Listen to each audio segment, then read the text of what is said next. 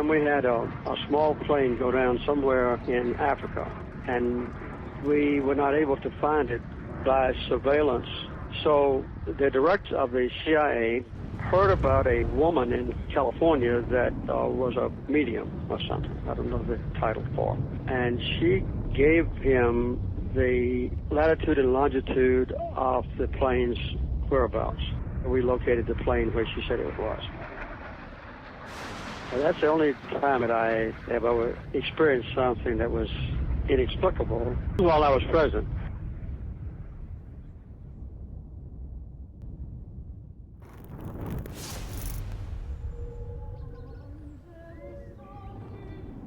He was the most psychic man in the world, but nobody seems to know what killed him.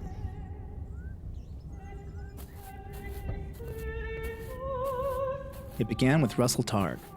The physicist in the beret there appeared at my door with a box of documents.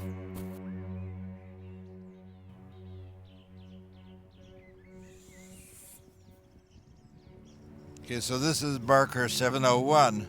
This is where the caretaker told me I should start. And I'm going to see what this is. This is marker 700. So indeed, Pat's grave is entirely unmarked. I think he deserves better than that. This is probably my last opportunity to say goodbye to my good friend Pat.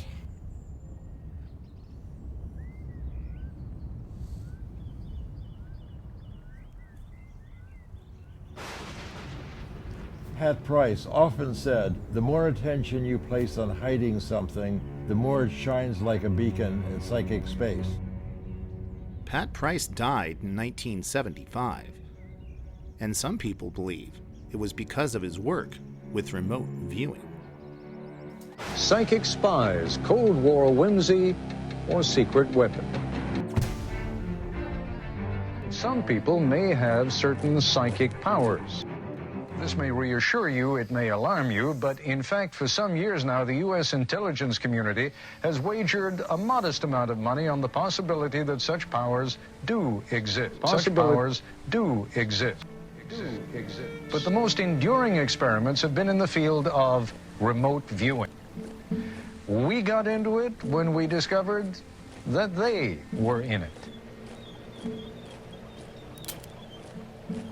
We found that many individuals are able to accurately describe what's going on in distant locations, blocked from any kind of ordinary perception.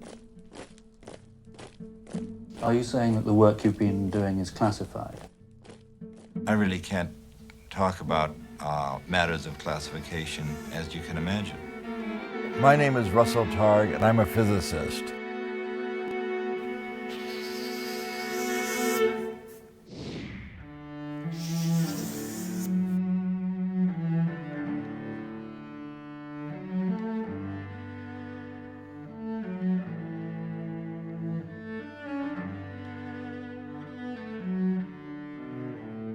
This is our last chance to tell our story.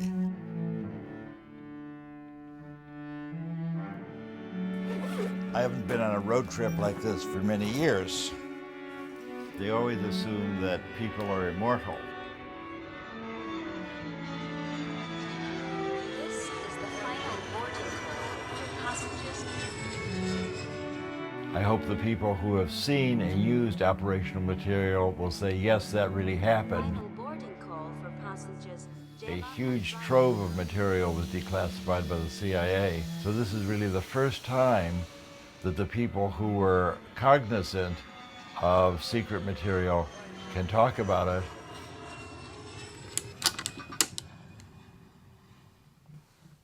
At one time, humanity worshipped fire. The shamans called it magic, and the people feared it. And now science recognizes fire as simply another part of the natural world. Ideas change based on new evidence. But the fear of the unknown remains. The future, it all looms very large. What if psychic abilities were real? What if you could look anywhere, using only the power of your mind? And if these abilities really exist, what would that do to the world when it found out? With my second-hand turban and my crystal ball. The CIA financed a project in 1975 to develop a new kind of agent who could truly be called a spook. Dad, when you told me that you were interested in using classified materials, that you were eager to get them out, and you were, I was principally concerned for you. And our family, no doubt. No doubt. We received a letter from the CIA and said, sorry, not now, but later. I said, well, Nicholas, I'm just going to publish the book. And I just thought that what could be more important than to help my father, one, get the documents that he was seeking, but also to help make sure that he stayed out of jail. So that all seemed like a very worthwhile enterprise. Yeah, very good thinking. And I then contacted the congresswoman in Palo Alto, and she submitted a letter on your behalf as well. Oh, that's very nice. I didn't know that. Several months later, the CIA released the documents that we had requested, and you were able to tell me the story in full detail. If I taught you to expect a miracle, it's been worthwhile.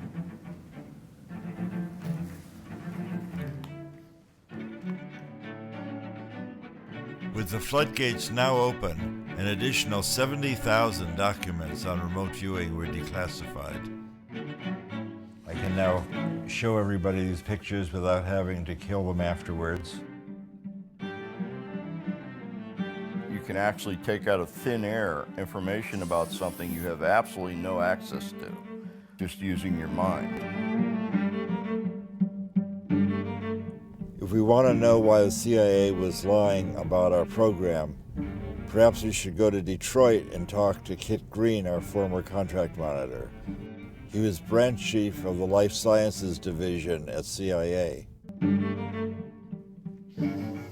I was given the results.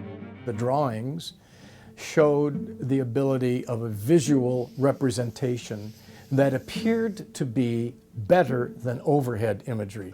In Pat Price's drawings, it was as if it was from inside his brain that the information was coming, not from his eyeballs overhead looking down. It was obvious to any intelligence organization that if you had an ability to be able to remotely perceive stuff, really remotely, like any place in the world, that could be an extraordinary intelligence source. The remote viewing program basically ran from the early 70s to the mid-90s. For more than 20 years, the CIA used psychic abilities operationally and in a top secret program for the US government. You paid for them, you deserve to see them. CIA had said cease and desist. And people said, this stuff is so intriguing that we got back into the game.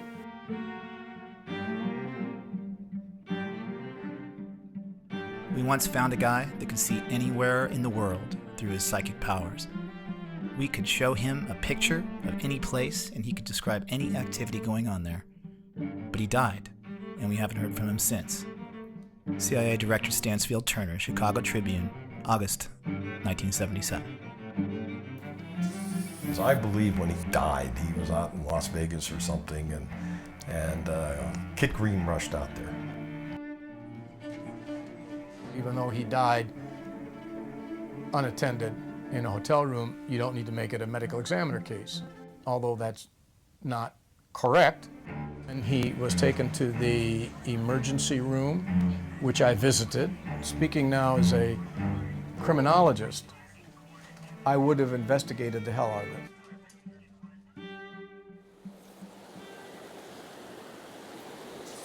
But the water's a little bit murky. So I'm going to change to a bigger fly that they can see better. Oh, there we go. We got one. So what do you do with it after you catch it? Catch and release only. The cutthroats are now pretty endangered, so you can't keep them. Where The red is, it's like his throat's been cut. Yeah.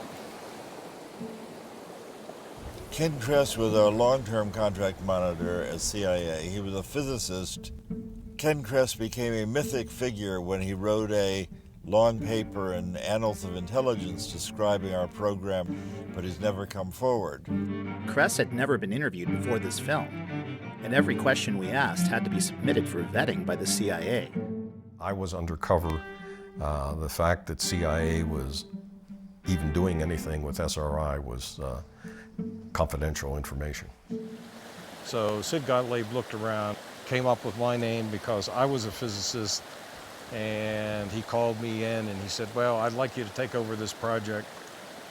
And he said, the reason is there's two physicists at SRI, and I think you three can probably communicate.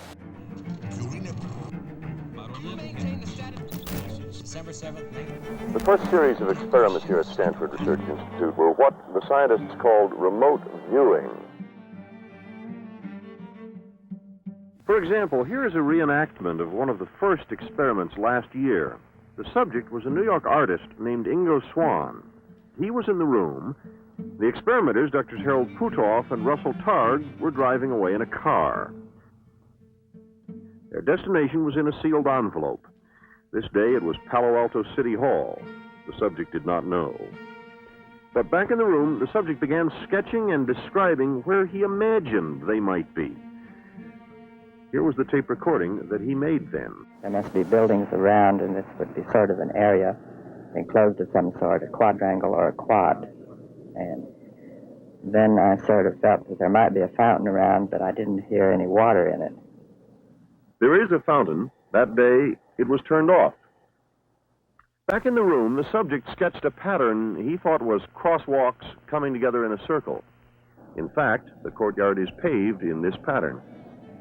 The courtyard where they were is 2 miles from the room where the subject was. There had been no communication between them. Somehow or another, Kik Green and Ingo got together, but Kik came up with a report, and he sent this back, circulating through CIA, and eventually got to Sid Gottlieb.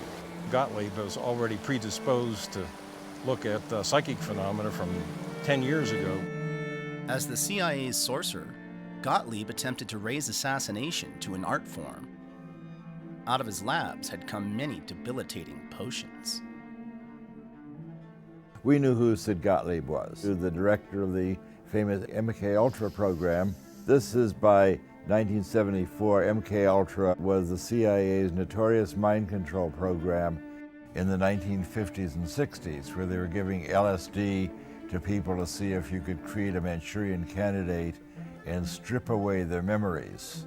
We considered him sort of the Joseph Mengele of the American side. Mengele, of course, was a notorious Nazi physician who did biological experiments on Jewish prisoners. Gottlieb was not doing that. Gottlieb, of course, is Jewish. He was just torturing other people, independent of race or religion. He's sort of equal opportunity misanthrope. From my point of view, he reminded me of my old Uncle Sid. When he died, he was out in Las Vegas or something. In early 1972, I briefed NASA and the CIA on proposed experiments to help people develop their psychic abilities.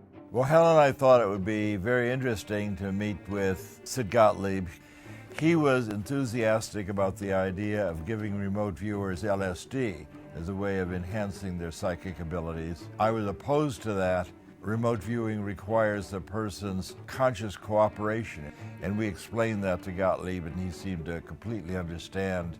So he led us down into the basement of the Pentagon, and it seemed to us that he was sort of stored in the basement with all of his books. The only really comfortable place we'd ever been in the CIA. The idea, after talking to Gottlieb, that the decision to give us money to go forward probably had already been made. Reports that the Soviets were using psychics to spy on us prompted us to do the same to them. There was intelligence, hard intelligence.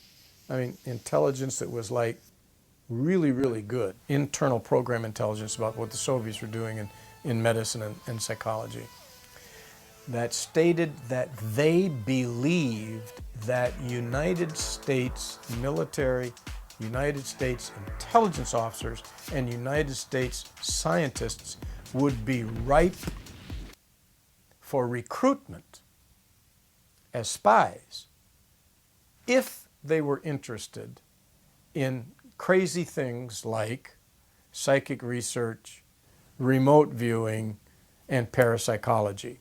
And they would tell their government people that were responsible for doing recruiting and so forth, hey, if you want to find somebody in the Washington, D.C. area that might be pretty interesting, find somebody that spends their time doing psychic research.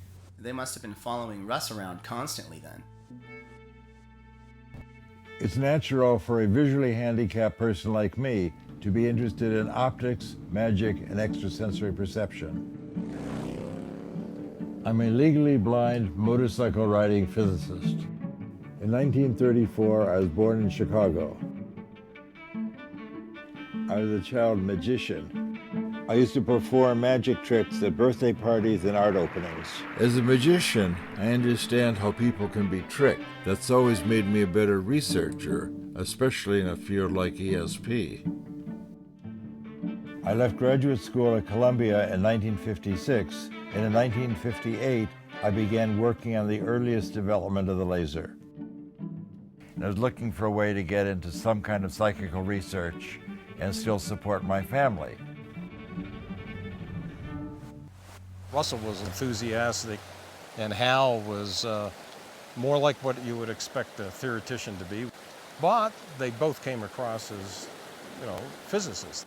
I heard that there was going to be a lecture at Stanford University, and there was a young physicist, Hal Puthoff, giving a lecture on psychic discoveries behind the Iron Curtain, American and Russian ESP. And I then went back and talked to my new friend Hal Puthoff and said, I think I got some dough. Let's talk to your management about creating a program. And he said, that would be very nice. You just have to promise that you'll keep a low profile. So that was in June of 1972. And this led to the beginning of our program at SRI to investigate psychic abilities. I look forward to coming to work. Every day had a new miracle. I feel like the child magician finally got a job doing magic. As we were doing these experiments, we began to run into flack from the psychologists at SRI. They said, you've got that crazy ESP experiments going on. That's going to ruin our reputation. We're going to lose our funding. Get rid of those guys. Hal had worked for several years in naval intelligence in Washington, and that may have made him a little more secretive indeed. Yep. I had access to one of the most shielded experiments on the planet. It was a shielded magnetometer that measures weak magnetic fields. Against his better judgment, Hal snuck his very first subject into a forbidden lab at Stanford. The man claimed to be the greatest psychic in the world, and his name was Ingo Swann. Swann claimed that he could move the needle of an unswayable magnetometer, buried under 30 feet of concrete, with a classified design used to sniff out nuclear explosions. It even had superconducting shielding. Its claim to fame was that nothing from the outside could affect it. Not only could Ingo perfectly sketch the design, but the needle moved, and nearly got them kicked out of Stanford for breaking the experiment. And that got the attention of the CIA.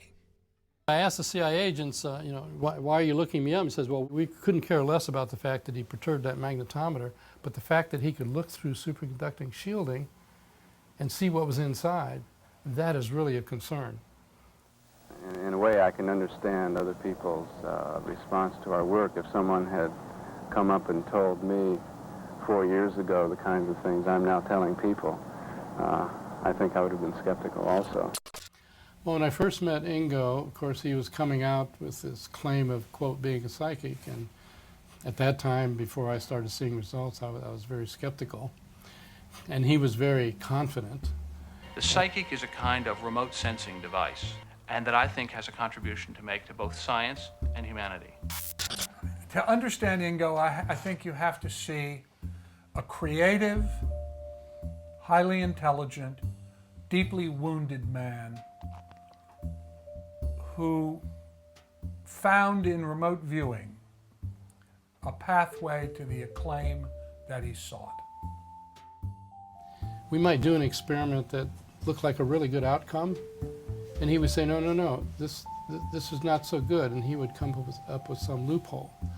And so he would say, look, if we take credit for an experiment and then someone can come along later and find some loophole or some false positive, then they'll reject it, and then even when we do good experiments, they'll reject it.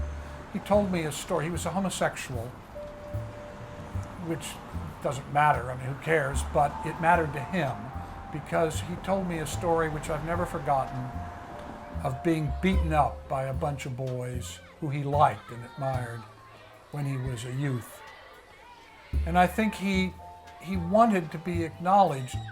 I've often recovered many of the thoughts about existence I had as a child. A major one of these was the separation of consciousness from the body, which was very real when I was a child. This kind of thing happens in art. I believe, and always have believed, and I've returned to it many times in my life, that I am not this body in terms of consciousness, and consciousness can go places where the body cannot. It was very important to him to be validated by SRI. SRI was the first lab of a different order of magnitude from all prior parapsychological research. What SRI was always upset about is that during our day here, we brought in 1% of the money and 99% of the publicity. Back in 1972, SRI was primarily a contractor for the government and some industry. With the riots in the late 60s, early 70s, the fact that classified work was going on at Stanford University, they didn't like that. Up until that time, most parapsychological research was done by small foundations on minuscule budgets operating in a corner of some basement. At SRI, the level of classification was top secret. It took a long time to get the security clearance. You can't walk around, you have to be escorted because of the secret projects. Full of high-class scientific equipment, beeping and showing on the cathode ray tubes and all that. And when Russell and Hal got positioned there, it had a big impact. And on Ingo, it had a particularly big impact because the work that he did at SRI drew a lot of attention. To be in that kind of laboratory, they must be very important and really have a grasp of the truth. So you guys had a psychological procedure, the in the neighborhood thing, as it were, that was fantastic, and I think that's partially why you got such damn good results. And all of them succeeded in remote viewing. Drs. Puthoff and Targ do not know how.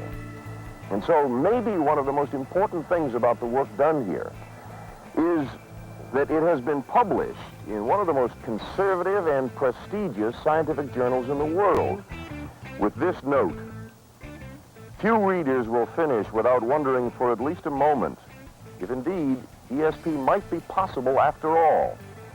What a difference that would make to us all. Jack Perkins, NBC News, Stanford Research Institute, California.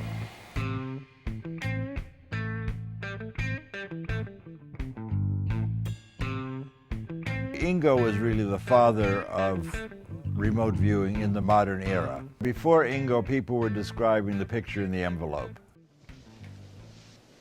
Square. Good guess, but wrong.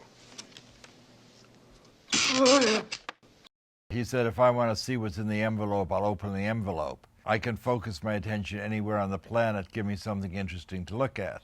And he threatened to quit. And so we asked him, well, you know, what do you mean? What would you like to do? And he says, just send somebody out in the San Francisco Bay Area and I'll describe where they are. Well, it takes a lot of guts to accept a challenge like this. The psychics involved could sort of get into it at a creative level and discover things very distant from themselves and then go find out if they were really there. Well, we had, by now, 30 analysts, not scientists, in CIA, and maybe 6 or 7 scientists in CIA talking about these initial dozen or so results of these anecdotal situations. We began by speaking of some kind of almost a psychic arms race here. Is there any real application to this? At that time, there were rumors, certainly, that the government was doing something, but nobody actually knew what was going on.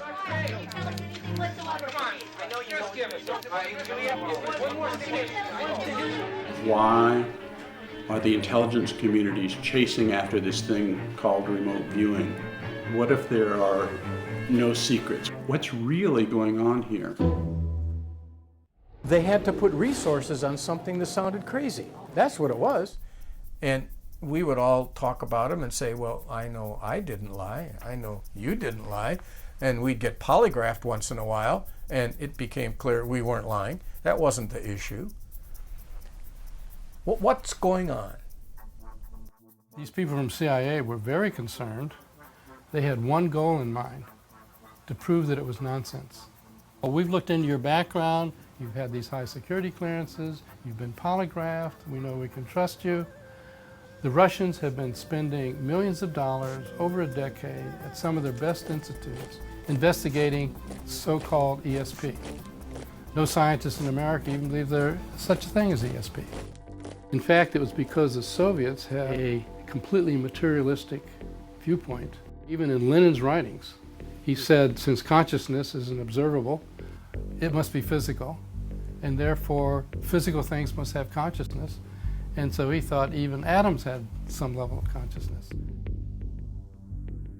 And then the question becomes, how close does it have to be for you to see it? Can you see it in this room, in the next room? How about, can you see it on the other side of town? The question began to start formulate about distance. Maybe, like everything else that we know physically, it's quantum mechanical. That means it's spread out everywhere. It's not in space-time anymore. So that's exactly the same way that I can focus on my name being spoke. There's something about attention that I can use in order to narrow in and pay attention to something. So if I want to pay attention to what's happening on Pluto 1 million years ago, I should be able to do that. That's kind of what the remote viewers do. I mean, Ingo Swann was looking at Jupiter 9 months before Voyager got there and correctly described rings that no astronomer had ever seen or even suspected. So how did he do that? Well, it suggests that the rings of Jupiter was in his head already.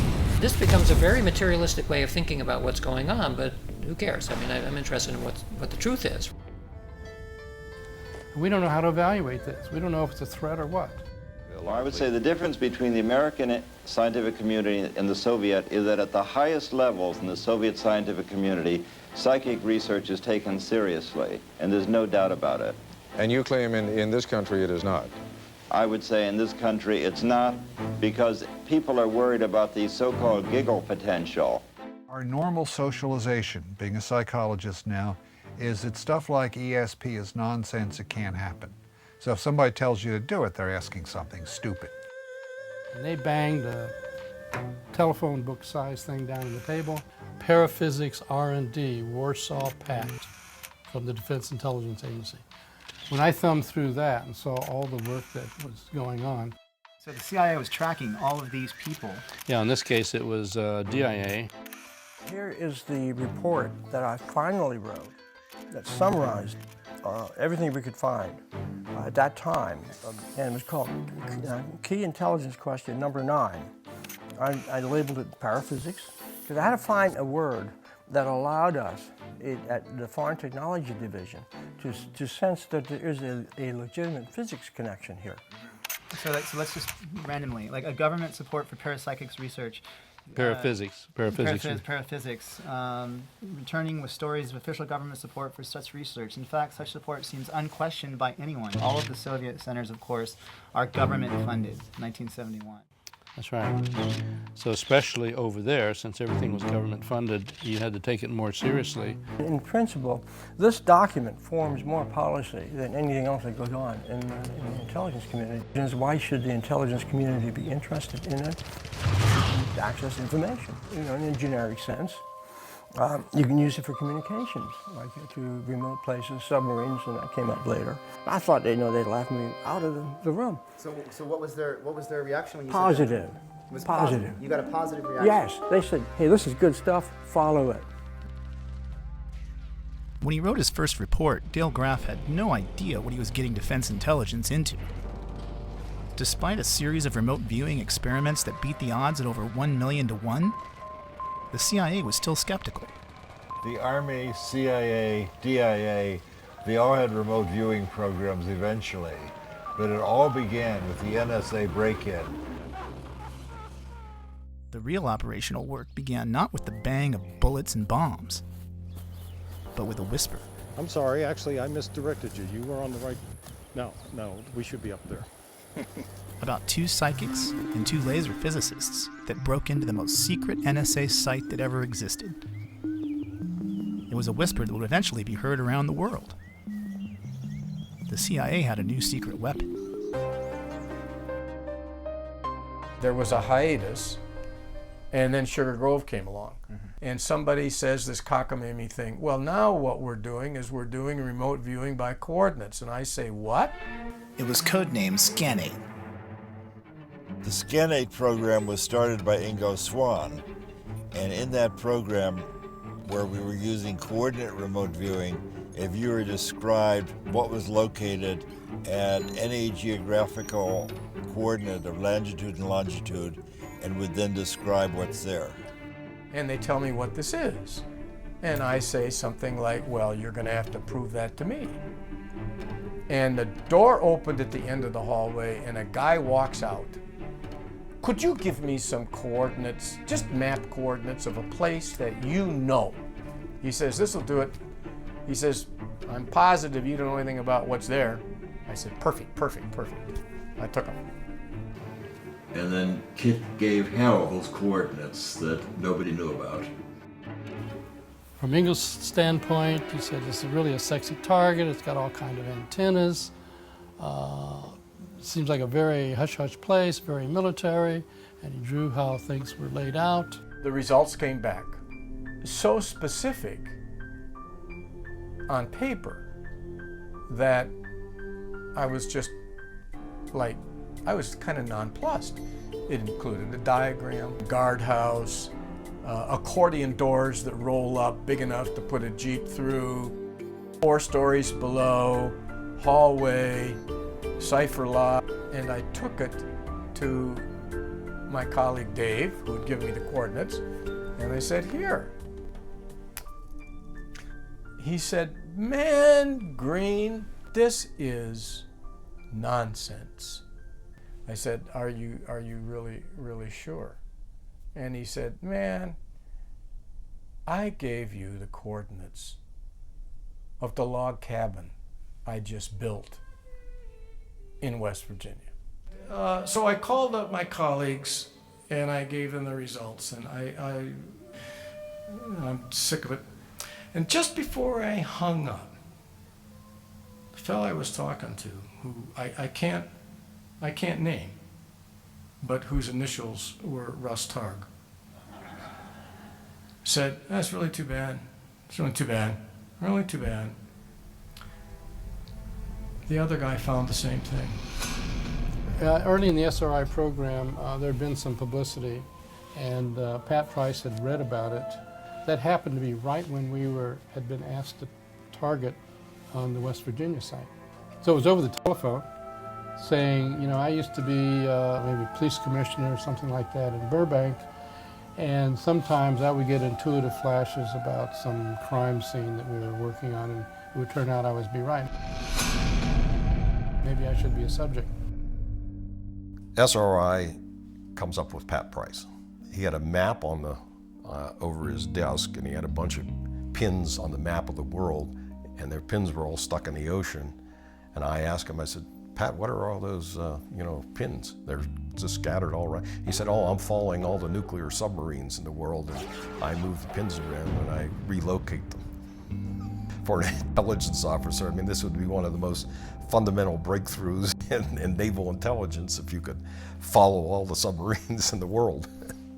Pat Price was brought in independently to describe the same target location and went on to read documents hidden in the vault 3 floors below the surface. So that's really interesting. Okay, yeah, okay. What did you say? And I drove to the coordinates, and I found the cabin.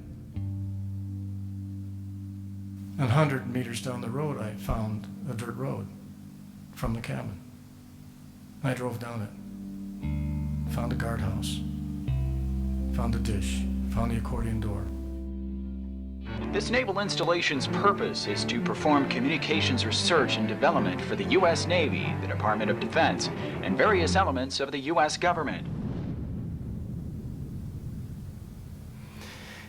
I reported that. It got to the Office of Research and Development, it got to the Office of OTS, and there was, a huge controversy. And it started as very small ball. But what the person who picked the target didn't realize was just right over the ridge, a mile or so away, whatever it was this super secret facility for picking up Russian satellite information as it went overhead. And so both of them said, maybe that's what they want us to describe. In the 1960s, Sugar Grove became one of the NSA's most important Cold War listening facilities. And then the whole thing blew up. But remember, it was about what was inside that building. File folders with the following names. I remember that they were all associated with a pool game, like playing pool or billiards.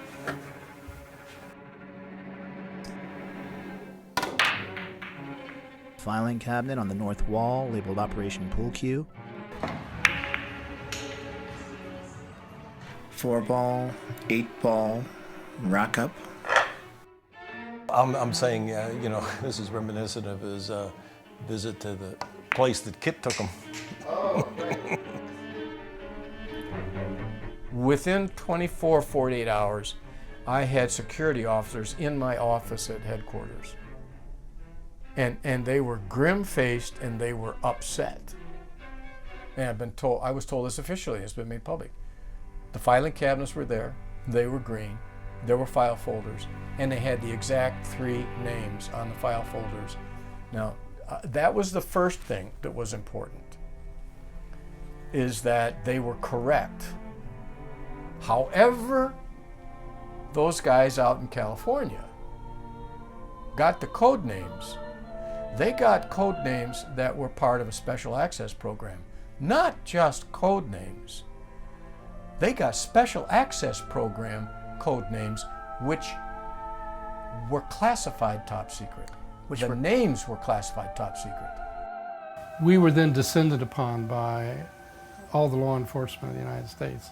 We had government agencies from NSA and CIA coming to visit us and find out why the CIA had targeted a group of psychics to go spying on the NSA.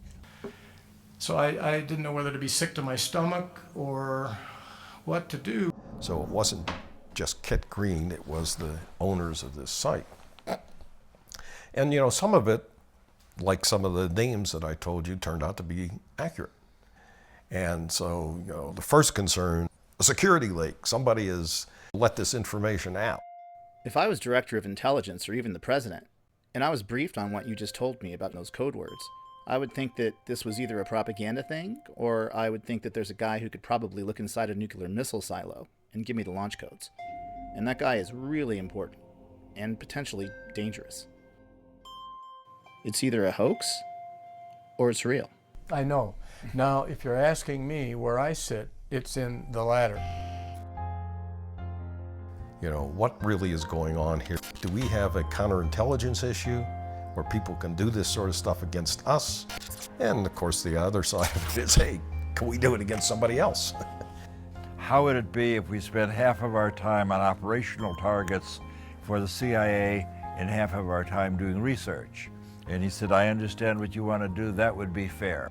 Everybody knew that there had to be some foundational science or this stuff would never be accepted.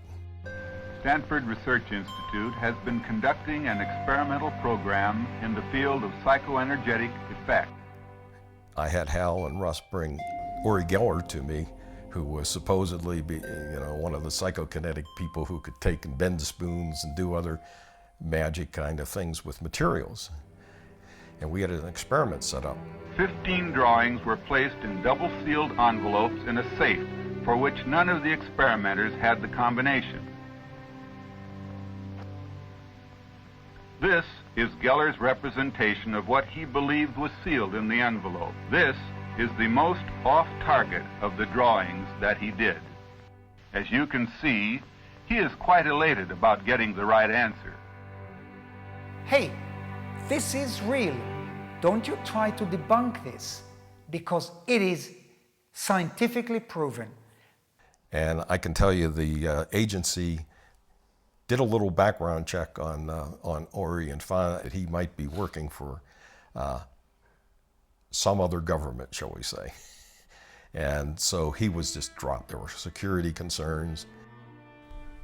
The worry was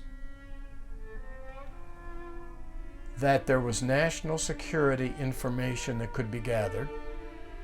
What he said was that he mushed his head into a safe, and these words popped into his mind. When a CIA analyst reads this and says, what? Does that mean if I have a document on my desk that I consider highly sensitive and classified, that there could be some Russian psychic 1,000 miles away reproducing what I'm looking at? Suddenly the lights came on, and we had CIA money and fresh support for our research.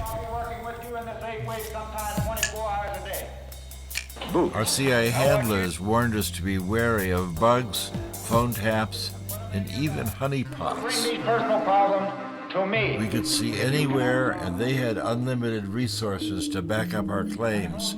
We even had a degree of fame among those in the know. It was like a dream come true.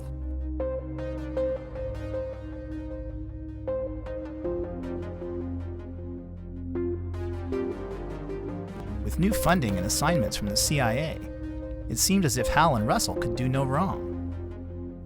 What kind of place do you experience them at?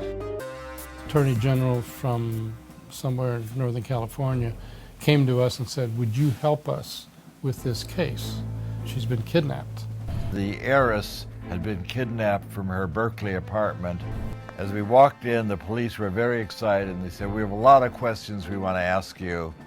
And Price said, let me show you how we do this. Let me see a mug book. And he put his finger on Donald DeVries and said, that's the ringleader. The Berkeley police said, we know who he is.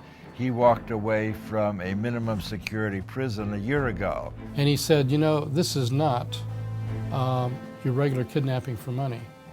This is some kind of political thing. And then she's photographed in robbing banks alongside with an AK-47 or something like that with the other crooks. I get this image of crosshairs, looking at crosshairs. Well, getting closer, it's more like an intersection. He told us where the car that they had kidnapped her in had been left. Across the freeway are two large white gas storage tanks. And one of the detectives said, well, I know where that is. So the policemen went out and they actually found the car where he said. And we went to a shack they thought might be a hideout. I had the experience of the detective handing me his sidearm and said, you know how to fire a pistol? And I said, I happen to own an automatic. Yes, I do.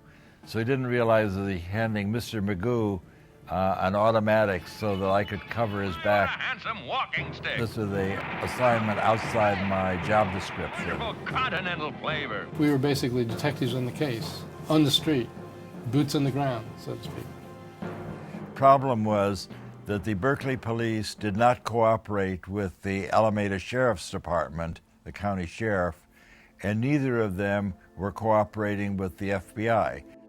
It was only after the entire thing was resolved we found out that that indeed was the area where she was being kept, and the layout in the apartment was as he described, and in fact she was being kept in the closet. And we got a formal commendation from the Berkeley Police Department. Unfortunately, a lot of people got killed in the meantime. They attracted not only fans in law enforcement.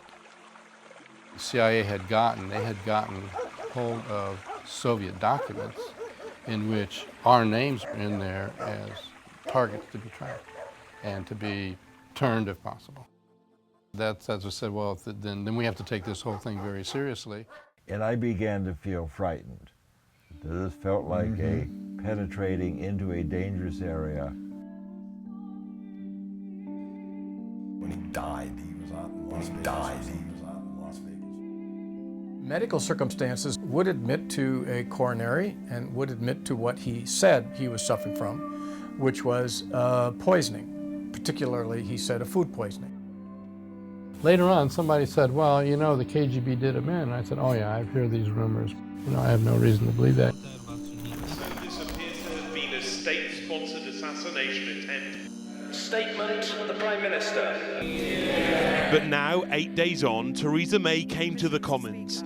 In her hands, one of the most remarkable statements she's delivered as Prime Minister. It is now clear that Mr. Skripal and his daughter were poisoned with a military-grade nerve agent of a type developed by Russia. This is part of a group of nerve agents known as Novichok. It causes suffocation and heart failure. I said, what do you mean? And he said, well, there was a TV program recently, I mean, this was a decade later, where they were interviewing an ex-KGB agent who had been involved with an assassination squad. And the interviewer had asked him, you know, what do you do? How do you carry out assassination? If we had somebody who was a target, we'd find out what their medical profile was, and then we would do something that would cause that medical condition to go south quickly, and then it'd just be assumed it was a medical event, and that way we would be, you know, wouldn't be found out. And so the interviewer, I'm told, I haven't seen this program yet, I haven't been able to find it. The interviewer said, well, did you ever actually use that approach? They said, yeah, once on a psychic who worked for the CIA. Our husbands and wives. They really do, for instance, have a Soviet experiment in remote strangulation.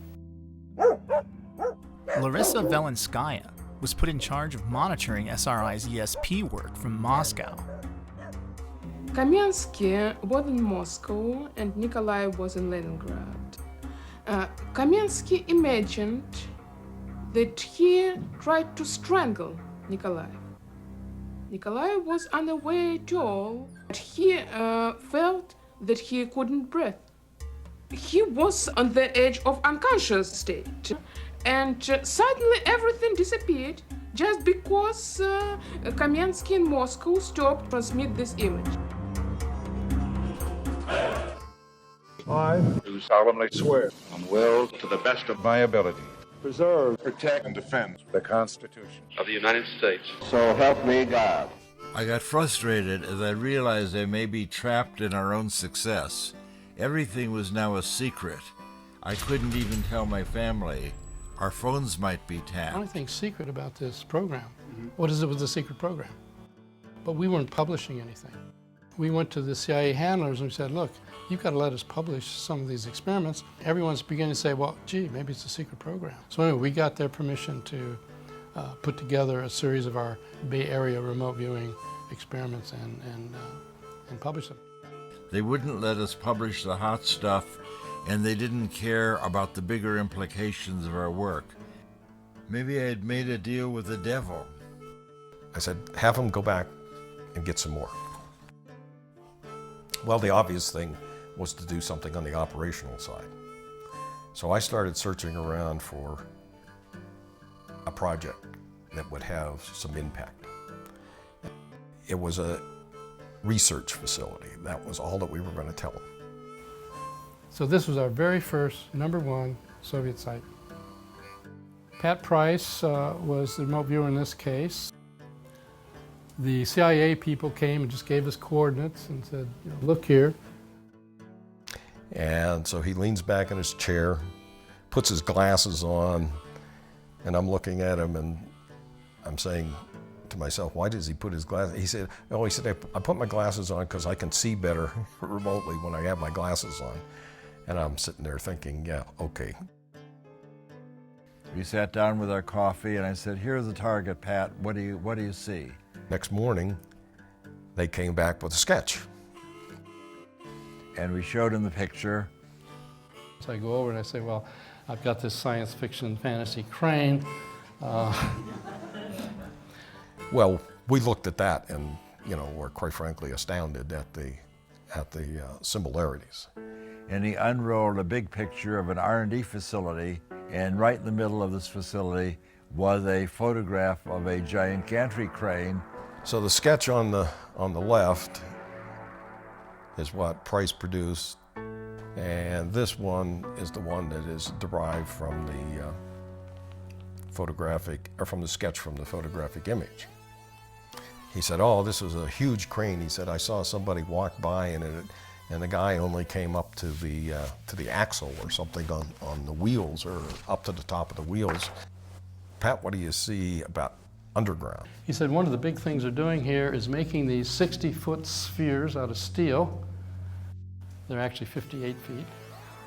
What I was told was the analysts of Semipalatinsk did not know about the gores. They finally rolled out a 60-foot diameter steel sphere that's part of a containment vessel for a particle beam weapon to shoot down American surveillance satellites. Exactly what Price described.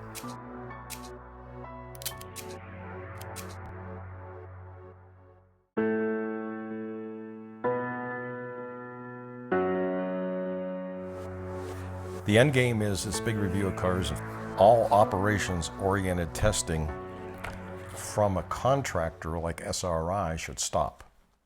So in other words, CIA's decision was because of security concerns, they were going to cut out SRI and work with Pat directly.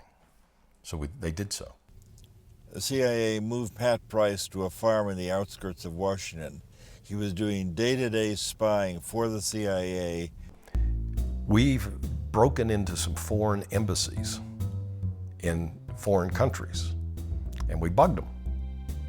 And we have the operational files. So what we did is we got Pat Price, and we brought one of the people who had made this entry into the room with Pat. So we gave him a photograph of the outside of the building, but the goal of those operational people was to find the code room of the embassy and basically bug it. So they needed to get in the embassy, find it, place a bug, and get out before the guards opened up the next morning. He supposedly located the physical place in the embassy that was the code room area. So, according to the operations guy, yeah, he found the place and they should use him again. He was inside the code room.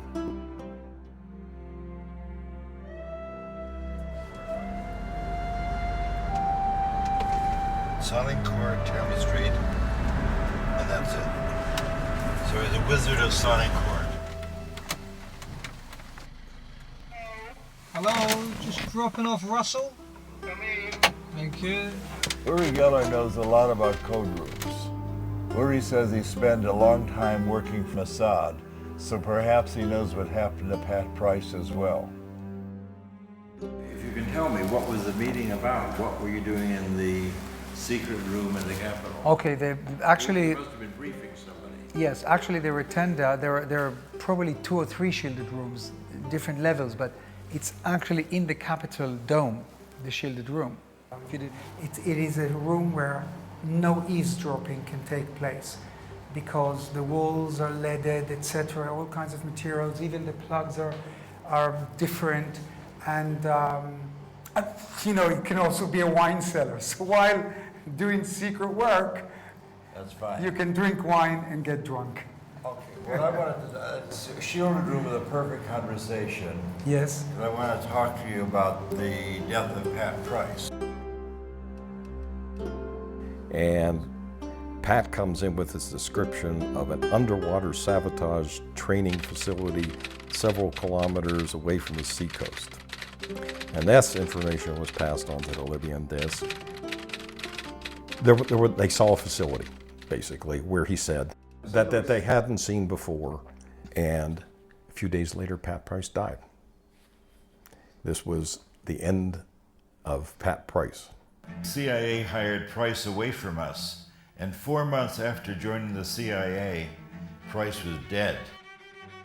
And the big question is, was he killed or was it a natural death? Like in the movies, you want to know, did he jump or was he pushed? What do you think? The emergency department people said that there was an individual that came in with him with a briefcase that showed the attending physician in the emergency room his recent EKGs from Greenbrier, which was the facility that I knew that we'd taken him to get his cardiological workup some months ago, and basically said, look, here's the guy had rampant serious coronary artery disease. He had a heart attack, so even though he died unattended in a hotel room, they decided, they meaning the hospital and the police, to not make it a medical examiner case.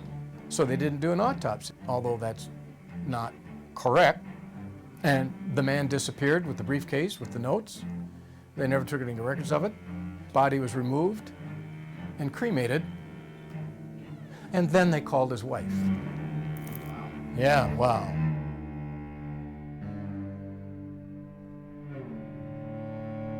Price was known to have a heart condition, and he may have had a heart attack. That's it. Next. The Russians may have killed him. And the third. My opinion Yes. is the CIA discovered quickly they had a terrible problem. After Price's death, it emerged that his church may have been attempting to blackmail the IRS using classified documents. There's a file cabinet that's got a folder full of this stuff in it. This church had a problem with the government. He would go back to his church officials and immediately give them a debriefing of everything that he said and everything that I said. Here, the guy who was walking on water was a traitor. I do not think he was a spy for his church. You know, I was shocked and devastated because I had no idea about this. If he walks into the president's office and reads a nuclear code, if it turns out that Superman is a double agent, what do you do? If he didn't understand and misinterpreted what it was that he could tell his confessor in his church, I forgive him that. That's not Pat's fault. Knowing intelligence, knowing what's happening around the world, and having worked for certain, agencies, I know a little more about this story. That's exactly why I wanted to talk to you. People who are so valuable are never taken out. They tempt them with amazing circumstantial or monies, dwellings, houses, to work for them. They will never. This is like killing the goose that lays golden eggs. Devices which would have enabled the CIA to use this poison for killing people. Does this pistol fire the dart? Yes, it does, Mr. Chairman, and a special one was developed which potentially would be able to enter the target without perception. Well, the CIA had a heart attack gun that was revealed. Okay, now, the CIA is not in the business of killing people. Well, they were in the business of making a very complicated killing machine. And they got in a lot of trouble for that. I saw Pat shortly before he was killed. He was coming to see us. Yes. But before he left, he called several of his friends to say goodbye in an odd way. So, in short, he predicted his own death. And he purchased a $1 million term life insurance to give to his wife Anne at the airport. You see, I didn't know that. Interesting. And he's changed his trip to visit his son in Salt Lake. Maybe he had a psychic feeling that he was about to die. He must have been one of the greatest psychics in the world. Yes. Some Army remote viewers tasked themselves on Price's death years later and decided he was still alive and at work. Of course, this was just speculation. It was entirely unmarked. He deserves better than that.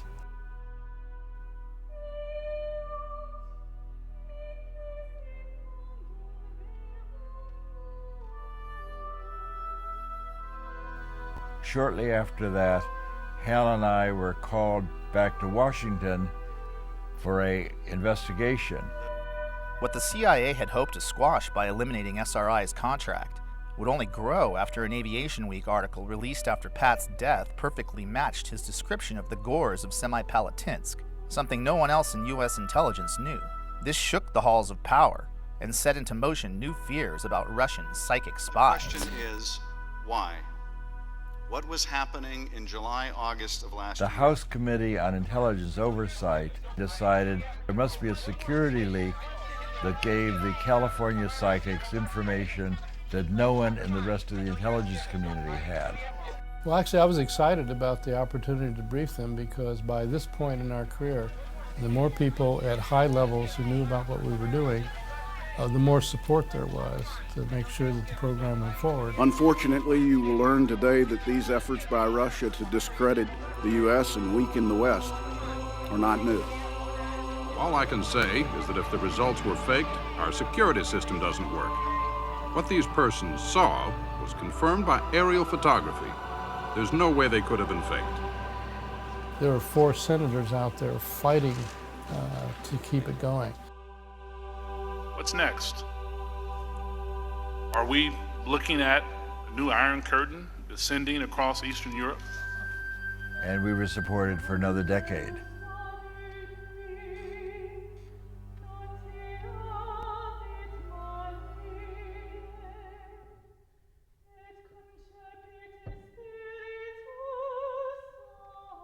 One physicist said, there was no point in teaching physics anymore because we'd learned all there was to know.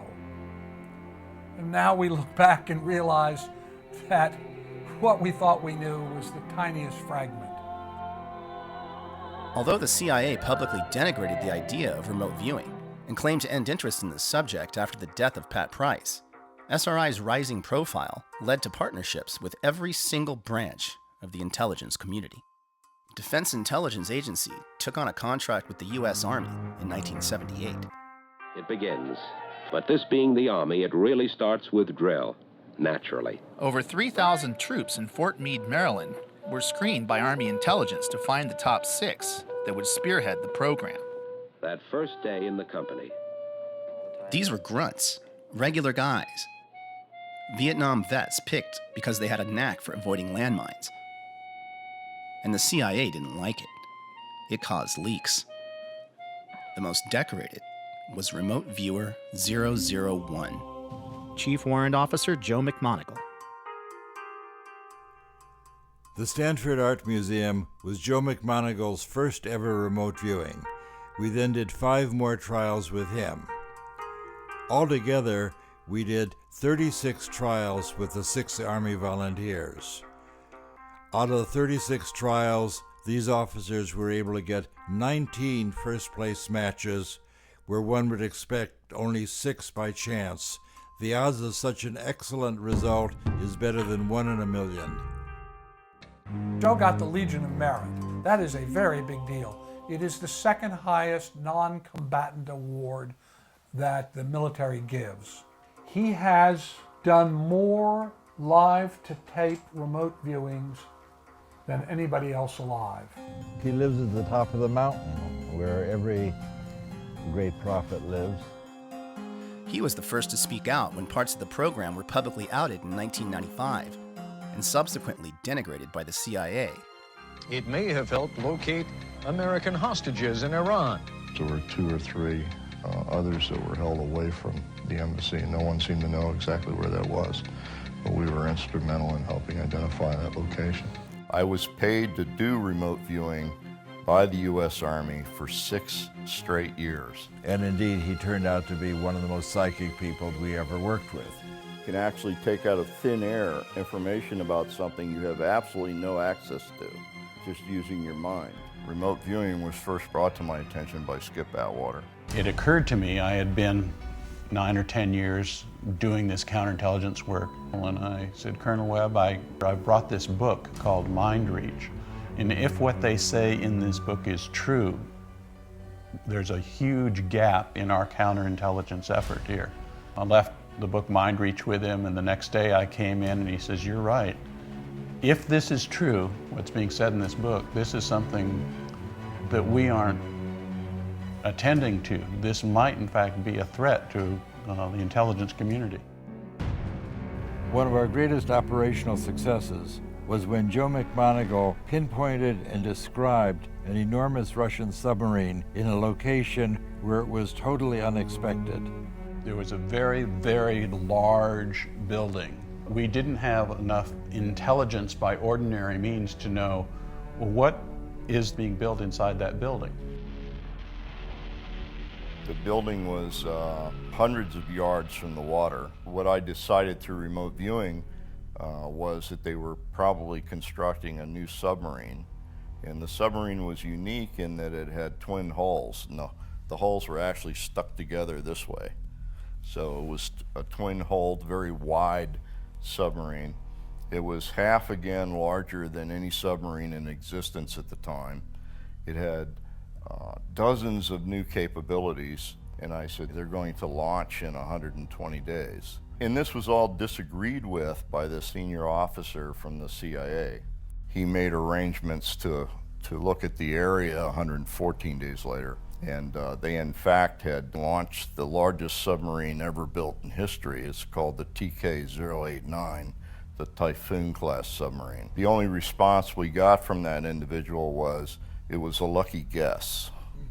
And that individual was Robert Gates.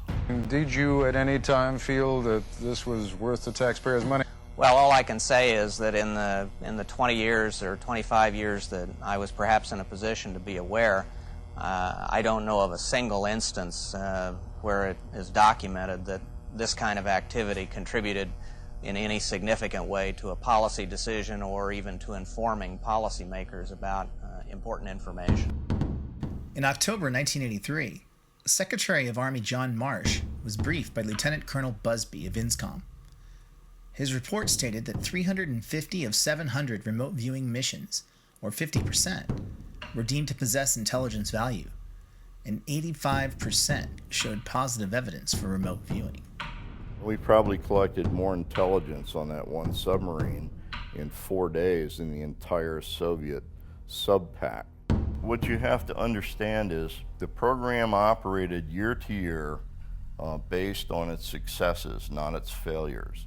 And the fact that it was funded on a year-to-year basis speaks loudly as to why it existed for 20 years. And the chief proponent in terms of tasking, or the one agency that probably used more remote viewing than any other agency, was the CIA. I'm familiar with that quote of Gates, there's nothing, we closed the program because it didn't amount to anything. Let me just read this one thing I've got here. Joe got the Legion of Merit, and Joe, upon his retirement, got this. While with his command, he used his talents and expertise in the execution of more than 200 missions, addressing over 150 essential elements of information.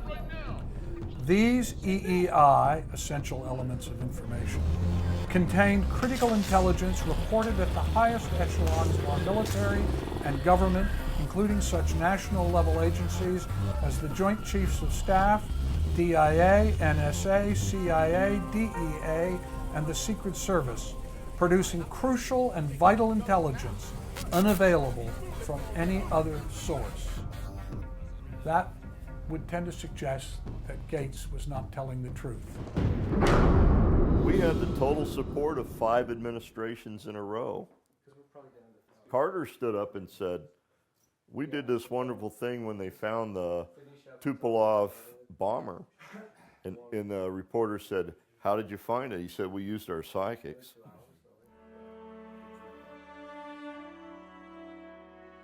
We're on our way to see President Carter and talk with him about our mission to find a downed Russian bomber in Zaire. We helped him pull the Soviet bomber out of the jungle before the Soviets could find it. Let's see if he'll acknowledge that, as he did in his recent autobiography. One time we had a small plane go down somewhere in Africa, and we needed very much to find out where that plane had crashed. And we were not able to find it by surveillance. So the director of the CIA heard about a woman in California that was a medium or something. I don't know the title for. And she gave him the latitude and longitude of the plane's whereabouts. We located the plane where she said it was. Now, that's the only time that I have ever experienced something that was inexplicable while I was president. One evening I'm called into the office. I was working late. I said, we understand that you have some people that can find things. I said, yeah, I have the SRI contract. There are people on staff there. So they said, well, this is really a top secret, burn before reading kind of project. Here's a picture of an airplane that's missing, and how can we get into Africa and get to the airplane before the Soviets get there? It was a defector. He just took the airplane south until he thought it ran out of fuel, and he punched out. And the airplane kept going. But it still had fuel. Now, that's why they couldn't find it. It wasn't there. I said, well, that's because you're looking in the wrong place. Look over here. Because by this time, an entire intelligence community was involved. She drew this. So I took this sketch. This is a sketch.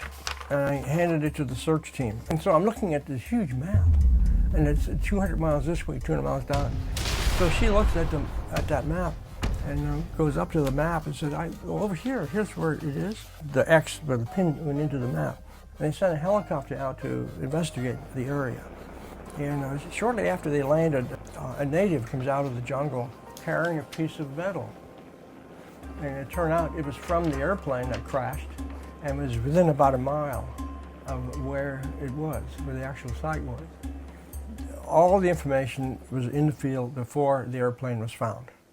And the CIA did a special check on that to make sure, and so did NSA, to make sure that my story did hold water. The information was there before we knew where it was. The woman who drew the sketch, referenced by Dale and President Carter, was an Air Force officer. She and an SRI remote viewer, also crucial to the case's success, have never come forward. The research out of SRI showed that remote viewing had no predictable scientific limits or even theories to explain it. As the team racked up success after success, higher and higher up the chain of command, the question was asked, how can any of this even be possible? I said, well, we've done this remote viewing experiment and the results are very significant. He said, one of those guys is blind and the other one's crazy. Now, the perfect team for examining psychic abilities. That's what I thought. Oh boy. There's of course no way to deal with people who don't want to know. A storm starts brewing and we get a new director of Office of Research and Development. He could not accept the reality of paranormal activity. He said he knew that this was not real. And a guy in the back of the room jumped up and said, I know what this is. Somebody's taking notes to see which of us are gullible. Well, whoever's taking notes, I want you to know, I'm not buying any of this. And he marched out. A week later, I came back and I said, did you evaluate it? Can you tell me what you thought about it? And he said, no, I didn't evaluate it. And he said, I'm not going to. And I said, what? We're fundamentalists. There may be something to it, but it may be demonic. We don't have anything to do with this. You are working with people who are in league with the devil, and you're part of the Antichrist movement. And I picked up the data and walked out. And deniers who think there is no consciousness beyond our skulls are a powerful force in American society. Are anti-science because they do not respect or accept facts.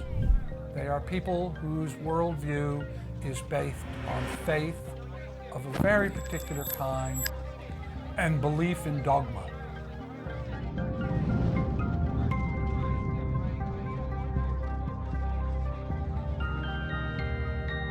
It is about dogma, absolutely. From a religious standpoint all the way down to, I mean, people that are afraid of it, which is half the people on the planet, so damaging. I had a senior senator in camera, in a meeting in camera, stand up and say, "You, sir, are doing the work of the devil, and you will burn in the fires of hell," and walk out. That's a senior lawmaker.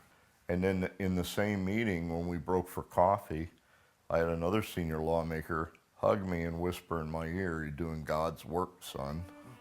Now, which one scares you the worst? I think psi research is important because it's an essential part of reality which science hasn't yet taken note of.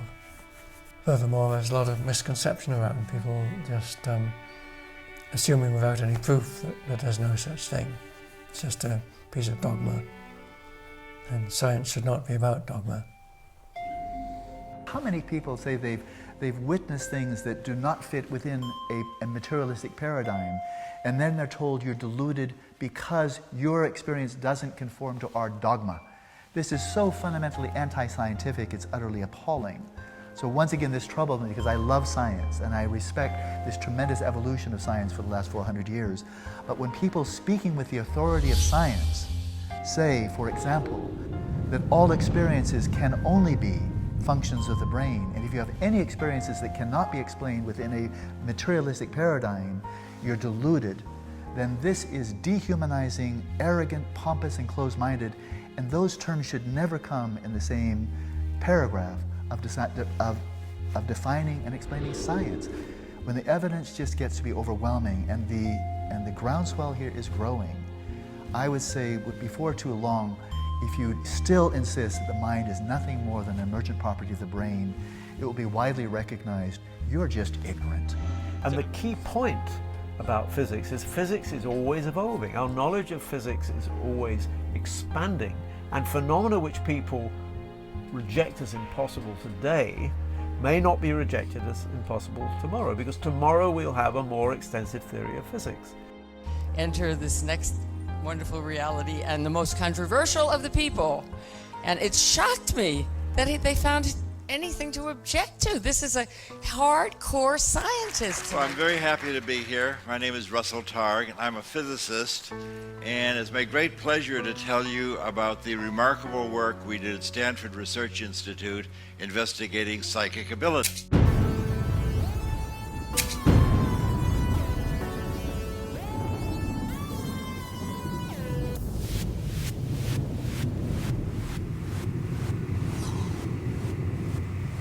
I had a small Wikipedia biographical page. This described that I was born in Chicago, went to Columbia, worked with Hal Puthoff on the pseudoscience called remote viewing. So we had a chance for fish and chips and a cup of tea. We must be in England finally. That's right. There's a time when I was ill and I didn't want my biography to be that one-dimensional. So I wrote in that I had been a pioneer in the development of the laser and published many, many papers in lasers. And the Wikipedia masters kept erasing all my laser papers. They said to me, people are not interested in your laser work. We just want to know about your work with the pseudoscience. And I said, well, Most of my life has been spent with lasers, and they wouldn't allow me to do that. They banned me from Wikipedia. And finally, I got the help of Brian Josephson, and it was only through Josephson's intercession that I got to bring my biography up to speed. Do you think that consciousness is built into quantum theory? This, of course, is extremely heretical, but fortunately I not only got tenure, but I've retired, so I don't need to worry about being a heretic.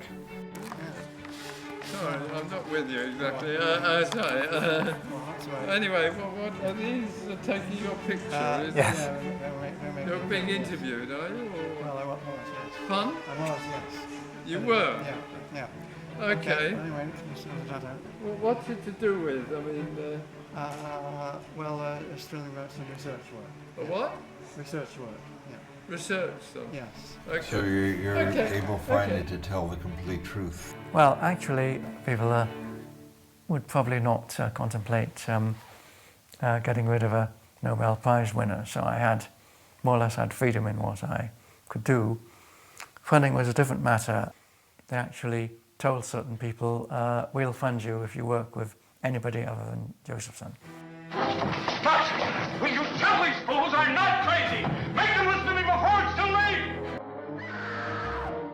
By and large, the critics who've been interested enough in our work to come to our laboratory, we have asked them to take part in experiments and experience remote viewing themselves, which is often very accurate indeed. One of the biggest skeptics was Undersecretary of Defense Walter LaBerge, who kept hearing leaks about the mad scientists of Menlo Park. So he decided to pay a visit in his Air Force helicopter, landing on the SRI campus lawn and causing quite the dust-up to Hal and Russ's low profile.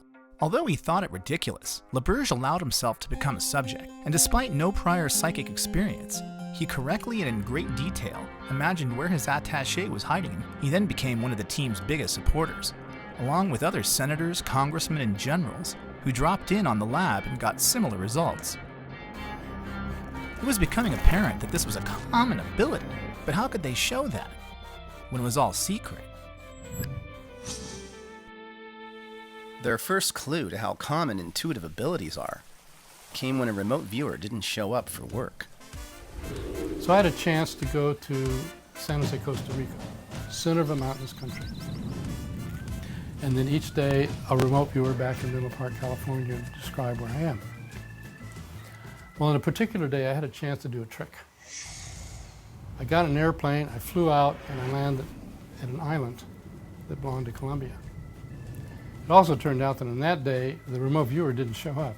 So Russell decided, well, okay, I'll do the remote viewing. What can I do? So Russell's trying to suppress this data, but it just keeps coming in. He says, okay, well, I guess I'm wrong. I mean, no reason to be in an airport. And not only that, I see ocean at the end of the runway. And I know there's, ocean is miles away in San Jose, Costa Rica. Well, in fact, that's exactly where I was because I'd taken this little side trip. Did you actually take that picture, or is that a standard picture? Somebody else took the picture who, when we had this data, they went out and took it from the same angle. Showing that even a scientist can do good remote viewing. This led to a request from their CIA handlers to bring in someone with absolutely no psychic ability to get a baseline against their best. That didn't work out so well. She was statistically the best results they ever had, even better than the infamous Pat Price. We were asked to bring in somebody who was willing to be a control person for the program. And I chose to work with Hella Hamid, who's an old friend of the family. She promised me she had never done ESP experiments before, and she would be very happy to be part of our program. This is a remote viewing experiment with Russ Targ and Hella Hamid. Today is Friday, October 11th, 1974. It's 20 minutes to 4 in the afternoon. Russ Targ and Hella Hamid are in the first floor laboratory at SRI. Hal has left SRI. He will select a randomly chosen destination. I was looking up at this structure that must be 3-4 stories high. a weird zigzag going horizontally, like a series of mountains, sort of peaks on top of each other. Can be just shapes. The side of the structure seems to be open to the sky too. Squares within squares within squares, going downward like into a trough. It's definitely some kind of a conduit. This is just where Hal Puthoff was standing at the time of Hella Hamed's very first remote viewing. Perhaps the most dangerous secret of all, the one that Russell Targ has worked his whole life to release, is that anybody can be psychic. And we have a target now that requires a drawing or description. So I'd like you to quiet your mind and make a little sketch of the surprising images that show up in your awareness.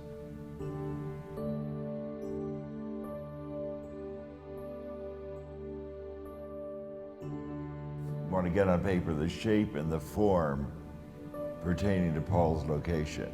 You have Paul and Cynthia in a bright green dress, located at some interesting place.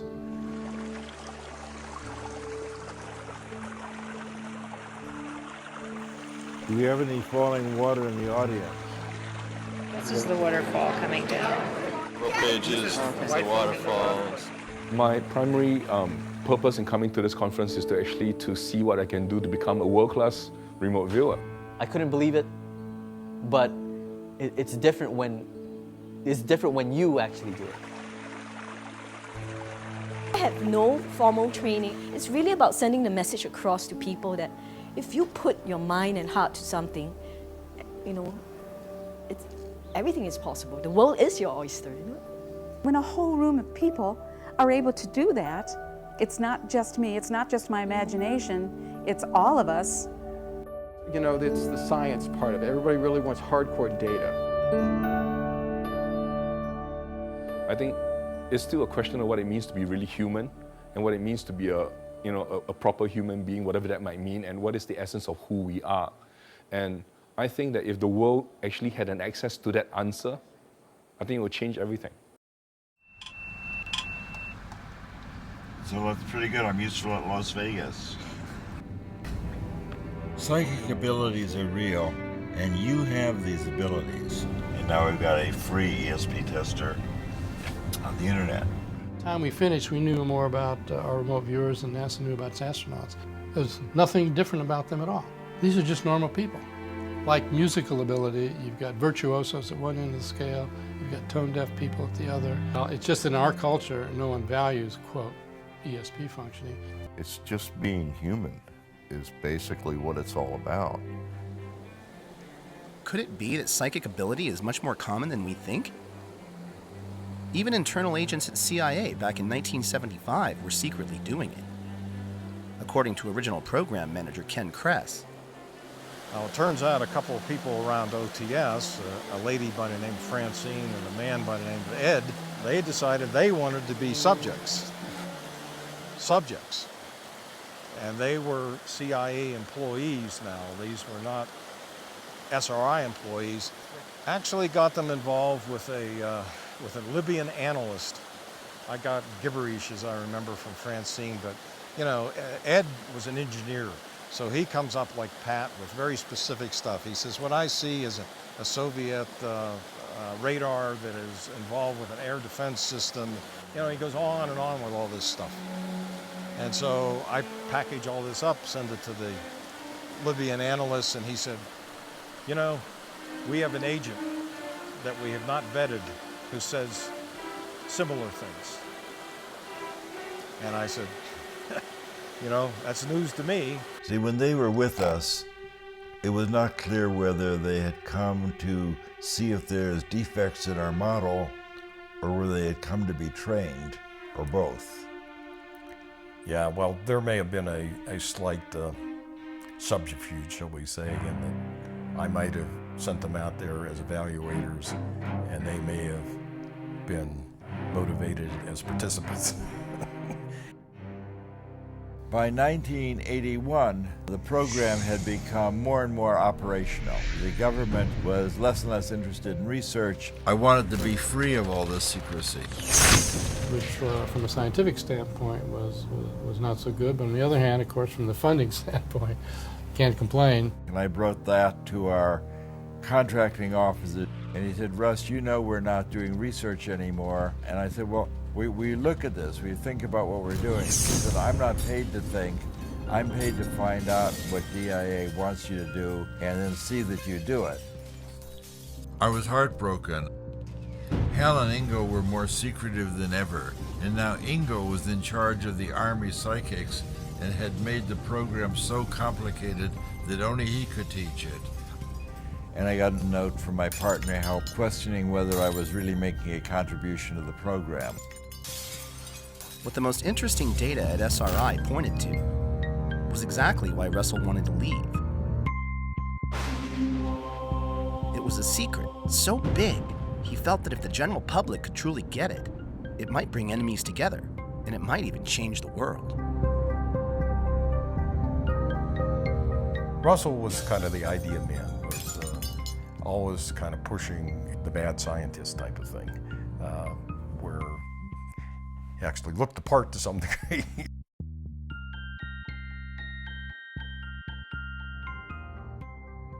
When I decided to leave, this was in 1985, we had dozens of psychics and lots of laboratories and people out there as consultants and so on.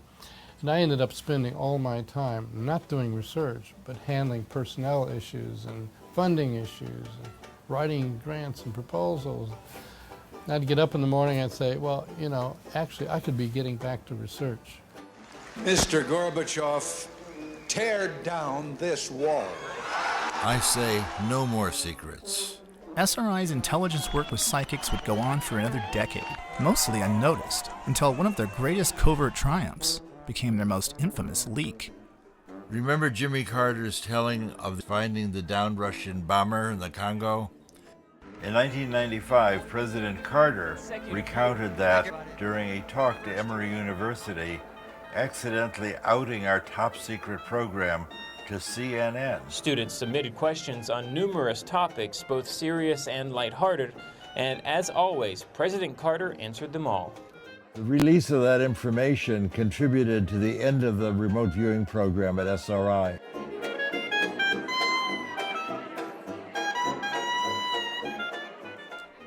After Russell and Hal left the program, it continued under Ed May, but eventually it confronted the giggle factor. So I would ask the intelligence community to watch what we do for the next few years. And the CIA had publicly derided the Army-run program, and in the end, they were asked to take it on again. It's a pretty low priority for the intelligence community, and it's better done on the outside. Instead, they commissioned a third-party report to, quote, see if it had been valuable to operational intelligence. And that's our report for tonight.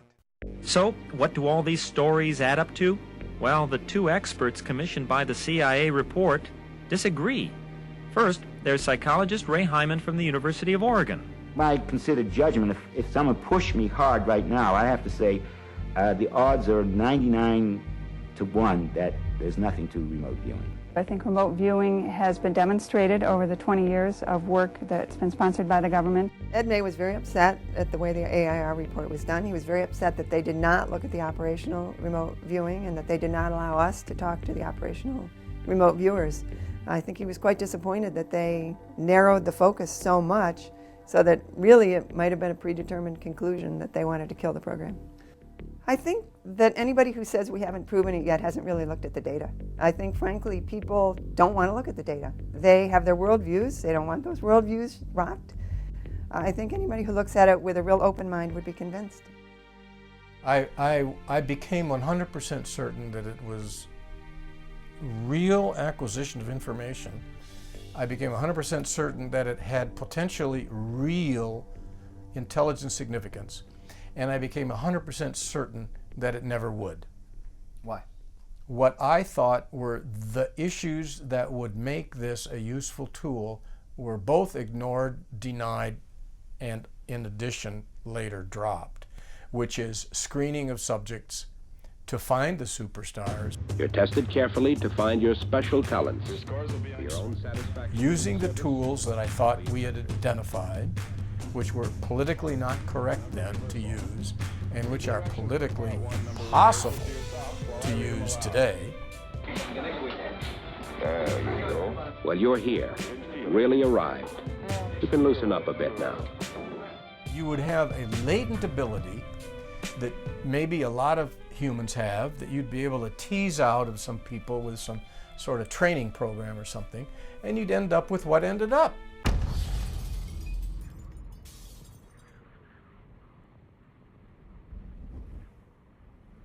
After we did our report, a few months later, maybe a year later, I received a phone call from somebody who worked high up in the government, and he wanted to know if this was for real. And I said, I stand by what I wrote in the report. And he said, well, I'm going to see if I can get access to the operational work. He called me back and he said he got access to it, none of the boxes had been opened.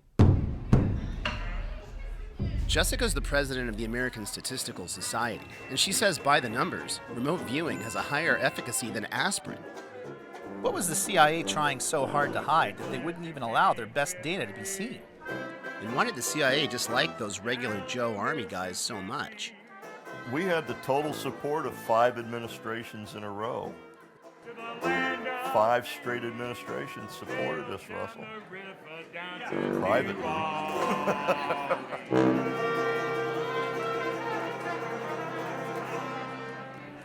So a very illuminating trip. You never know who your friends are. Since I was told by the DCI the project was over, that was it. It was over. Ken was removed as CIA program manager shortly before Pat Price's death, and he assumes that CIA involvement ended with Price. No, I heard that they were discussing the Stargate program out of channel. In other words, if you're talking about a classified program in an unclassified area, it looks like a security violation. We need to investigate this further. Now what? The gamble was ignore it, it'll go away. The suggestion to me was that, okay, let people just wonder about it. But if you start complaining about it, it will affirm that we do have a program. They didn't really want to go that route. Russell's first interview with one of the most spectacular spies from his SRI days was a no-show. Later, the agent called to say they were still doing it and were afraid to talk about it. Beyond the giggle factor, what was the big deal? What does all of this mean? Could we be missing the big picture here? And no, that's not right. I told you before, two people that I trust, that are, one of whom's in the position to know, says that the program's still going on. Really? Just how useful is remote viewing? How far would Russell go to tell the world what had become painfully obvious to him? This was something that Russell was inspired to consider after witnessing Ingo predict that Chinese A-bomb test 3 days in advance, and similar work by Stephen Schwartz, and it involved precognition, or seeing the future. The final straw was when he received a package in the mail from the ghost of an old friend regarding some water towers that had haunted him for years. I get the impression of a water treatment plant.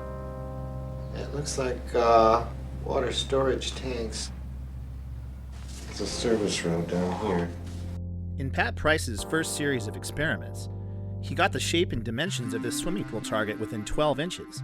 But he also called it a water treatment plant, even drawing water towers, which missed the whole point of the target. Years after Pat Price's death, I received a historical picture book. It was a gift from the city manager of Palo Alto. That when I opened the picture book to Rinconada Park 75 years ago, it had been a water purification plant, and the 2 water tanks that Price had indicated indeed were right where he put them, and they would undoubtedly have been the tallest thing in the city of Palo Alto 75 years ago. With Pat's reminder of timeless awareness in hand, I hatched a plan to ditch the spy business and try and wake up the world. At 9, 7 minute 9. This is the Commodities Exchange in New York City, circa 1983. It was right here Russell Targ's new company, Delphi, decided to tell the world that they were psychic. We've been predicting silver prices 2 to 4 days in advance. Our investors made profits in the middle six figures. Something I couldn't do while I was a psychic spy. Predicting the volatile market 9 times in a row even landed them on the cover of the Wall Street Journal. Being right 9 times out of 9. Again, being right in anything in life 9 times out of 9 is unheard of. But some of the more spectacular and successful trades were actually on the short side, or they were making a prediction in anticipation of the market coming down, so going against the trend. But there's still elements that are not understood, so it does not always work. So I wouldn't put my life savings behind a remote viewing of the future. Investor demands and the weight of their own success led to the second round not doing as well. Money dried up, and the skeptics pounced. Russell would have to go even farther to prove his point about ESP. A lot farther.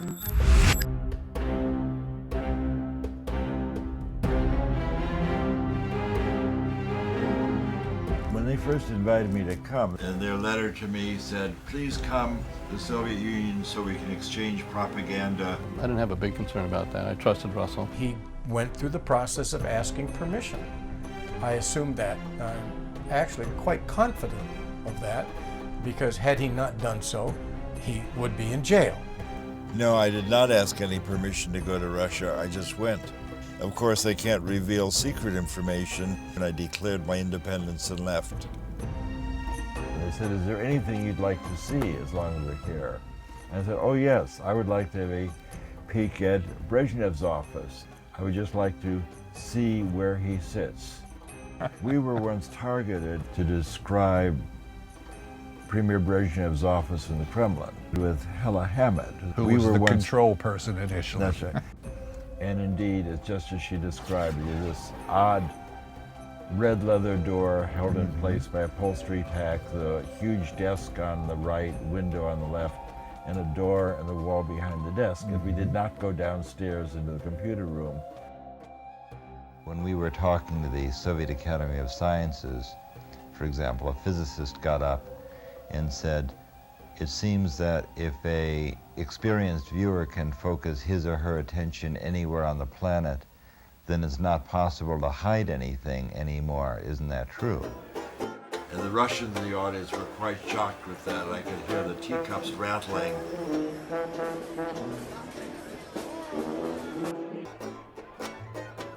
The very idea of secrets is not our true nature. Openness is. 40 years ago, I stood in this exact place. I don't think anyone really expected Russian and American scientists to work together.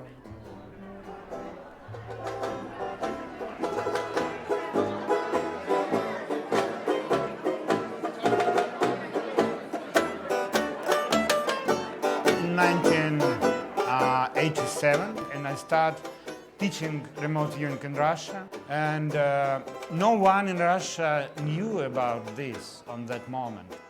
Yuri is one of the Russian psychologists that Russell met during his travels.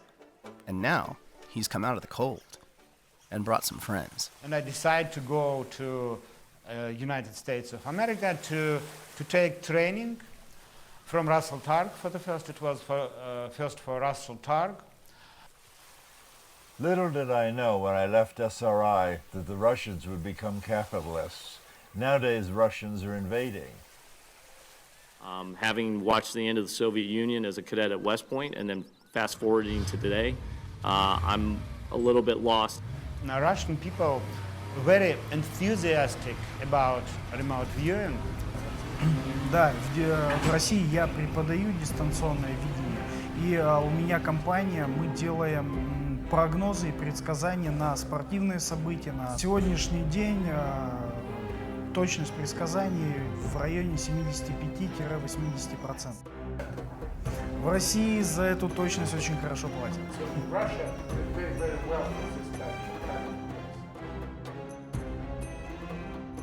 Remote viewing instructor Laurie Williams has brought a group of 20 Russian doctors and engineers to Los Angeles to learn remote viewing for themselves. So the event she was asking about had already occurred. So the subconscious. I got a phone call from a man that with a strong Russian accent, and he was asking me if I would be willing to teach remote viewing to Russians. We are not remote viewing yet. And so when he called and said, why don't we do something in Los Angeles, then it just sort of grew from there. We started planning this about a year ago, this class in Los Angeles. So. We're going to do a quick review. Благодаря тем инструментам, которые мы здесь получаем. Okay, so the students all received individual targets, so no one's viewing someone else's target, they've all got their own. And we've actually been working on these targets for 4 days. By viewing something repeatedly, it creates a memory path to the target, makes it easier to view. It's a bot. So most likely it's a person. He did some research in the cosmos of the universe. Something with space. Something involving space in the universe? Humans have been asking these deep questions about the nature of their reality, and these are just using the tools of our society to ask these deep questions in a different way. The ancients did too, and they're with what they had available to them. The scientific model has to change continuously to accommodate our knowledge, and if we're learning more, then we have to fit that into our bigger picture of understanding reality. And here's a sketch. Что-то транспорт. Да, это скетч. А потом пришло, как будто это Луна. Then he thought it was the moon. This is a very kinesthetic day today. They're going to be using their hands, creating 3D models of the target using Sculpey clay, modeling clay. They're going to be. Еще один объект, сделанный человеком. He got about it. It looks like a spider. It has little what spider has? Legs. Clicks, yeah. Стройка такая. Я его назвал Armstrong. He called him Armstrong. He said that's Neil Armstrong. Is that it? That is all? Okay, you ready for your feedback? Okay, hold on to your seats, folks, because this was the Apollo 11 trip to the moon. Да, это Apollo 11. Полет на Луну. Apollo 11 trip to the moon with Neil Armstrong.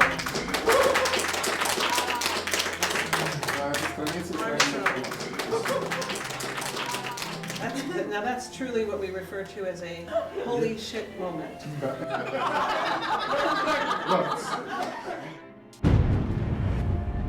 Well, fundamentally, we're talking about interpreting what we see. And I think all of us, for centuries, and certainly all the astronauts that have been off the planet and look back at Earth, we kind of call it the big picture effect of seeing things in a new perspective, seeing Earth in the perspective of being in the heavens, and that we're just a small part of this huge universe that we're in. I had completed my major task for going to the moon and was on the way home and was observing the passing of the heavens, the magnificence of all of this. What this triggered in my visioning in the ancient Sanskrit is called samadhi. It means that you see things with your senses the way they are, but you experience them viscerally and internally as a unity and a oneness accompanied by ecstasy. We are stardust, and we're all one in that sense.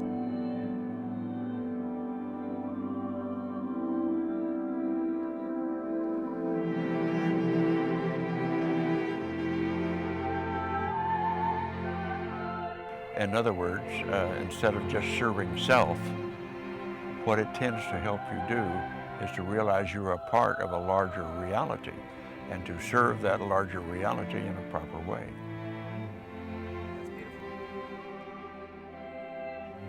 So I'm not so sure it was all about collecting intelligence and how well we did. The evolution of consciousness itself is expanding.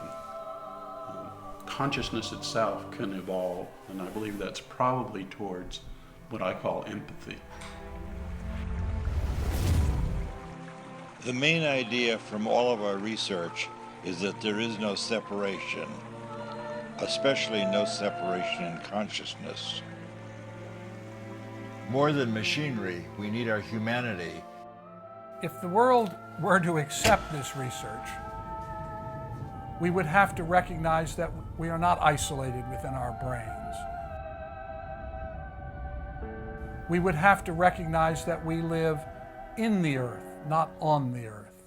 We live embedded in the biosphere of Earth, and that all consciousness is interconnected and interrelated. And that's why we can transmit the power of love, the power of healing. Maybe it's very subliminal, but it definitely exists.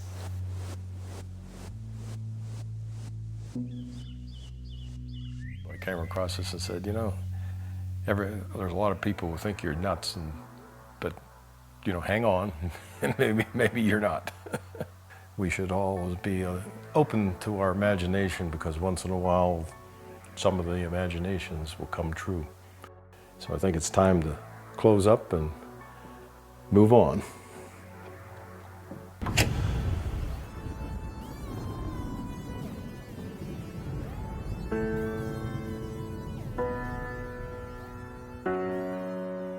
So Hella returned to Los Angeles to resume her life as a professional photographer.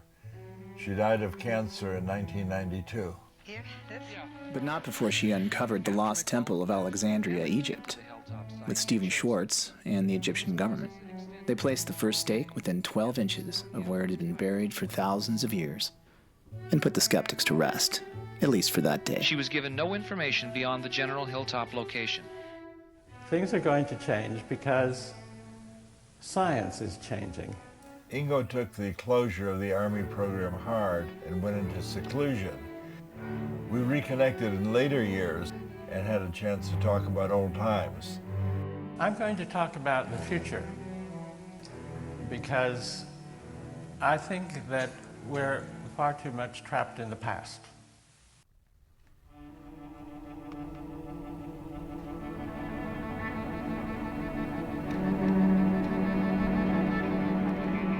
And Sam got very talented cellists who had not remote viewed.